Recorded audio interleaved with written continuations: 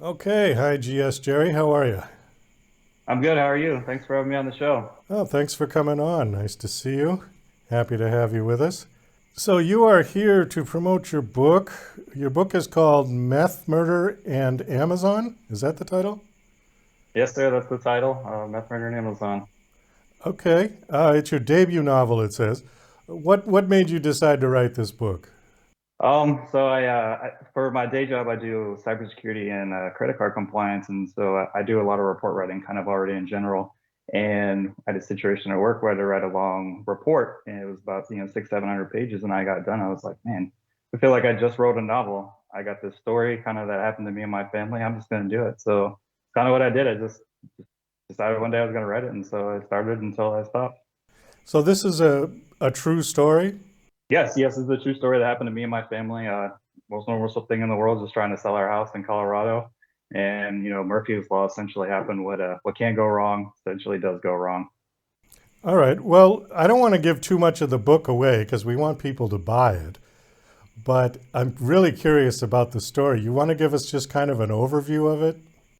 Yeah, absolutely. So how many real estate agents, first off, do you think would it take to sell the house? Oh, well, one if it's a Right? good agent. Yeah. Everyone would say usually one. That's not the case at all. So the guy who originally sold my house, puts it on the market, is the guy who sold me the house few years before. And so we had a relationship with him, and we were looking at houses actually in Colorado Springs. And then we went to put an offer in, and all of a sudden our real estate agent kind of goes dormant, doesn't answer our calls. And I talked to the lady showing us around the house. This is the lady that works for him. And she tells us that he actually is not living in Colorado at all. He had moved out of the state actually to Arizona. And so he's being very non-responsive to me, but not just to me, to her. And so she's like, today's my last day. I'm actually leaving. This is the real estate firm I'm going to. Would you be interested in joining me? And I was like, absolutely, I would. You're here in the state, like we're already off to a great start. So fire real estate agent one, and I'm on to real estate agent two. And so, they're like, hey, not that big a deal. You just have to switch agents, but that's not the process at all.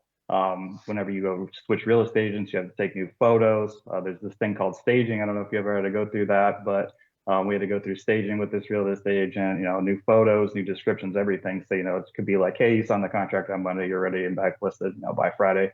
That's not the case at all. It takes several weeks to get that process even going. So, transition from real estate agent number one to real estate agent number two. And around this time, I found out that my mom is actually sick. She has early stage lung cancer. And so we're like, hey, we're going to go visit my mom in Florida. And so we decided to take a trip in July time frame. We go down and see my mom, and we're supposed to have an open house while we're having, while we're on vacation. Well, when we go on vacation, it's a Saturday. I got a call at like 11 o'clock in the afternoon, and my real estate agent's freaking out. She's like, Jerry, did you know there's someone inside your house? Jerry, did you know? I'm like, excuse me? She's like, yes, someone's inside your house and they're underneath the bed. I was like, what? She's like, no one's supposed to be there. I'm like, absolutely not. So she's like, all right, great. We call the cops. They're on their way. Well, it's not just my real estate agent that's in there. It's her and another lady. Well, so there's two of them. Whenever they go inside, they do the open house. They go upstairs to the bedroom, and they see a body under the bed. The other real estate agent runs out the house, jumps in her car, and calls the cops. She actually says we must have murdered one of our children, hid their body under the bed, and drove down to Florida. And that was the real reason we were down in Florida. So the cops come, they show up, they check the house out. They find some funny things under the bed, actually. My son's had some airsoft rifles. Obviously, nothing serious, but they're like, hey, found this hidden under the bed. And so it kind of morphs from that. And she's like, hey, you must murder one of your kids. I'm like, come on. Like, you've been inside my house 25 times, not to mention you can hear all my kids in the background. Like, you're being crazy. 4 days later, we lose the open house on Saturday. But she calls us, on like a Thursday, and she's like, Jerry, while we were in your house clearing the house, during the open house time, we were in your garage and we smelled something burning in there. It smelled like burning plastic. I was like, was something burning? Was it actually plastic? And she's like, no, like, you know what that smell means. Burning plastic means that you could be making meth or smoking meth in your house. I'm like, what? How is that the case, right? Like, where do we come to this conclusion at? And so she's like, well, I know people that have dealt with it. So burning plastic means that you could be smoking or making meth on the premises. So we're going to need you to get a meth test on your house, or we're going to flag your house in the MLS for suspicious behavior. And I was like, how is this even a thing? I was like, there's no way in heck you're going to flag my house in MLS. In fact, I'm just going to fire you. I'm going to find somebody else because this is clearly not working. Okay, hang on one second here, because we're going really fast. Okay, so the house that we're talking about is the house that you were trying to sell, and you had already moved out. No, so I was still living in the house at the time. I was on vacation in Florida with my family. So me, my wife, my 4 children were in Florida, trying to take a little vacation and seeing the kids, okay. seeing their grandparents and stuff. So we weren't in the house, but we still, had possession of the house. Okay, so you were just away while they were showing it. You were away on That's vacation. Right. Okay. So what exactly was under the bed that they thought was a body? So there was in fact a body under the bed, whether that's a dead body or not. I don't want to give it away. Okay, all right. It's pretty much it's obvious. But I'm here today. I'm not in jail. I have 4 children still. I actually have a 5th on the way. So basically, the world's worst assumption turns into the world's most ridiculous allegation. So like, what's the worst thing you could possibly get accused of? I would say murdering one of your own children has got to rank up there near the top. Well, okay, I don't want to get out of, sorry, I don't mean to spoil the book, but it is pretty cool. It's a very fascinating story. That should encourage anyone to go buy the book, just for that part, to find out Absolutely. What was under the bed. Okay, so let's go back to the garage. So there was they smelled burning plastic. They suspected you had a meth lab going in there. Right. Yeah. My little tiny 2-car garage, we live in the suburbs, it's a reasonably nice house. It's not a meth house by any stretch of the imagination. So they're like, hey, you had an orange Gatorade container, right? Those big orange Gatorade containers when you're ever playing football or sports, they're kind of out on the field. They do the victory celebration. They douse the coaches with the Gatorade containers. Essentially, there was just a bunch of stuff in there, a bunch of trash. And there's some stuff that had been burning. And so they're like, oh, that must be it. You're making meth right there in your Gatorade container. I'm like, you guys are crazy. What did you do with these people? At that point, I would have fired these women. Absolutely. So I was like, you know what? This is it. Like, first I'm murdering someone. Now I'm making meth. Like, that's it. You got to go. So I fired them. And I'm like, all right, I don't even know what to do now. I'm going to have to find a new real estate agent. However, I'm like, you know what? I should tell the news about this. This would be a great story for the news. So, of course, that's what I did. I reached out to the news, random local news stations in the Colorado area.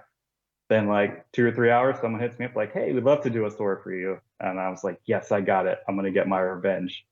Well, of course not. That's not how it goes. I get on the news. I'm on my 3rd real estate agent at the time.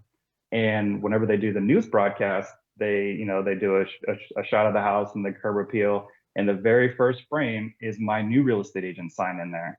So you can imagine my new real estate agent is very upset. People start freaking out, calling her, and it's like, hey, how could you do this to this nice family? Like, what's wrong with you? I get like a call, morning of the next day. So it airs at like 9 o'clock at night, 8 o'clock in the morning. The next morning, my real estate agent is calling me and texting me and is like, hey, what did you do? People think I did this to you. Like, you put my real estate sign in the first clip. I was like, oh my gosh, I didn't even notice that when we watched it originally. So it's called the news station, and they're like, yep, we have to drop the whole broadcast. We can't have it on there. We can't edit it out. So it's gone. Was 3 times a charm? Did you finally get your house sold without any issue? Yeah, so I actually end up deciding not to stay in Colorado. We were looking at houses in Colorado Springs. We decided, after the meth and the murder happened, that we're like, hey, we should probably just move out of Colorado. Like, this place is crazy.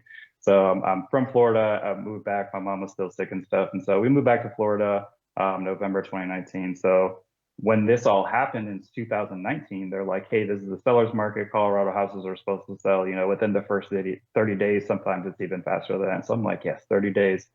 Doesn't take 30 days, doesn't take 60, doesn't take 90. It takes us over 6 months to sell our house from the original time they had it listed until the time we moved to Florida. Did you have to drop your price a few times, or? Yeah. Yes. I had to drop my house price several times. The first real estate agent was like, yeah, you're going to get like top dollar for this. And we ended up selling like $40,000 less than we originally started with. And it's just because, hey, these things keep happening. It's on the market for a long time. Why is it on the market so long? And so it's essentially like whatever can go wrong will go wrong, and especially in this situation. Did all that weird stuff that happened with real estate agent number 1 and 2, follow number 3, or was it clean by that point? After I talked my third real estate agent, kind of down after, her real estate sign was on there and everything, we actually didn't have too many crazy things happen after that. At least from a real estate perspective. Now, I don't know if you've ever heard of anything called a bomb cyclone or not, but I actually had to fly to Florida from Colorado in a bomb cyclone. I flew there and it was still like remnants when we came back. So it was like the world's worst flight, even just like flying from Colorado to Florida to go see, potential replacement houses in Colorado or in Florida. Okay, but the third real estate agent, was she aware of what had Oh yeah, happened? Okay. yeah, absolutely. I told her exactly what happened. I was like, I'm telling you this right now. You're probably like, this is the craziest story ever happened. And I was like, yeah, this is crazy. Like, there's no way you can make stuff up like this, right? Like, it can only be true. And she's like, man, this is the craziest thing I've ever heard. He's like, I've sold tons of houses and I never rent anything and like rent into anything like this. I was like, yeah, it was pretty insane. Did she know the other people? She didn't. So she was Keller Williams, the other real estate agency was Remax, and so they weren't like affiliated or anything. I mentioned who, the ladies we work with, and she's like, yeah, I've never heard of them before, but she's like, it doesn't matter, we'll get your house sold. But it still took us, multiple months to get our house sold once we got to real estate agent 3. Okay, well, it's a good thing they didn't know each other, because then you could suspect a conspiracy. Yes, But a lot of real estate agents know each other, even if they're with different companies, because they cross promote and they'll split commission. If one brings in the client, they have to split. It's all done absolutely. like that, right? So they do tend to know each other, especially in a Yep, smaller town. In New York absolutely. City, okay, maybe not, but in a smaller town, they would tend to know each other. Okay, well, that's good. So we've got just about a minute left. What is the Amazon part of the Oh, title? so yeah, so for the Amazon part, I worked at Amazon during this whole situation. There's a transition that happens. I leave Amazon, I go to a different company. And so there's a whole little bit about Amazon and kind of how this all fits into everything. But essentially, while the meth and the murder is happening, I'm working for Amazon, trying to, do my thing and just earn a living. And, things go downhill. I ended up leaving Amazon and going to a different company. And so there's a whole funny part about Amazon in there. It's a little further back in the book. Okay. Well, this is an amazing story. I think that people should go out and buy this book immediately, because it just sounds like it's something it's unique. I've never heard a story like this. Yeah, yeah. It's sometimes life is stranger than fiction, right? Like, you can't make this stuff up. I could make up a better story if I tried. I've done over 400 interviews of authors on this show alone, Oh and wow, this story sticks out. It really awesome. does. Yeah, Yeah, it's what's amazing. crazy is this isn't the only story that I have that's kind of crazy like this. Not, I didn't get accused of meth and murder in the other stories, but I have stories of my house flooding when we moved to this house. The AC failed, flooded my floors and my downstairs. I had to get my floors redone, all wood floors. We were stuck upstairs in the basement for 3 months. They didn't put the floors back together. They didn't do the right thing, so they had to redo the floors 3 different times. So me and the family were stuck upstairs for 3+ months while they fixed that. In the house that you're in right now? Yep, yep. And so in the book, Meth Murder and Amazon, it's called a Beautiful Life Circle. So Wow, I figured I could call it an unbeautiful life. you have the most amazingly bad luck with houses. Maybe you should just put the money in the bank and rent, you know? Write something. Yeah, Yeah. yeah. It's like I said, it's definitely like Murphy's Law. Like, what can go wrong essentially is going to go wrong. Oh, And wow, it just that's seems to be wild. the trend in my life.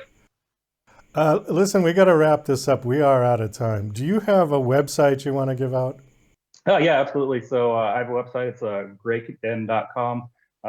My family, the main character is Mr. Grake, and so you can get the book and the audio book through the website. It's also available on Amazon and Audible and any of the other platforms. Okay, you want to spell that real quick? Yeah, Grake, Grakeden. So Grake Den. Okay, very good. Well, thanks for coming on. Great story, like I said. And best of luck with the book. The book is out now and available? Yes, yes, the book's available pretty much everywhere. So if you can get it through the website or Amazon or some of the other places as well. Okay, super. Well, thank you again for coming on. Best of luck with Yeah, everything. And hopefully this yeah, house thank you. doesn't fall down and collapse on your head. Oh gosh, you know what? The place we're at is